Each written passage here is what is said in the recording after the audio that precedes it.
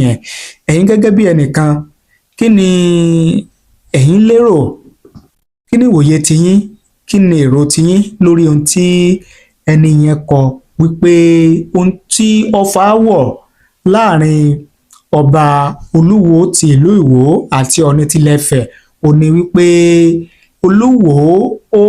fìfẹ́ hàn láti di akọ̀wé ìgbìmọ̀ lọ́balọ́ba ní ẹkùn ìwọ̀ oòrùn wa bí báyìí. Léyìí tí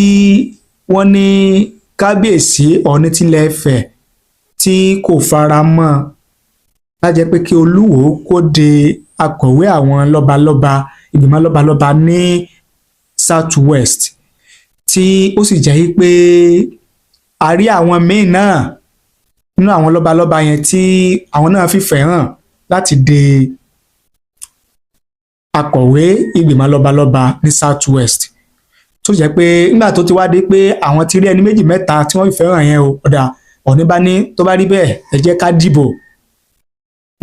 ká dìbò láàrin ara wa, ká mú ẹni tí ìbò rẹ̀ bá pọ̀ jù òní yóò di akọ̀wé. Lẹ́yìn tí wọ́n dìbò tí èsì ìdìbò jáde, ipò akọ̀wé ìgbìmọ̀ lọ́balọ́ba ní South West kò bọ́ mọ́ Olúwo lọ́wọ́. So ìṣẹ̀lẹ̀ yẹn ni Olúwo wá rí gẹ́gẹ́ bíi pé Ọọ̀ni tilẹ̀ Ifẹ̀ ó dìtẹ̀ mọ́ òun, kò ṣe àtìlẹ́yìn fún òun láti di akọ̀wé ìgbìmọ̀ lọ́balọ́ba ní South West.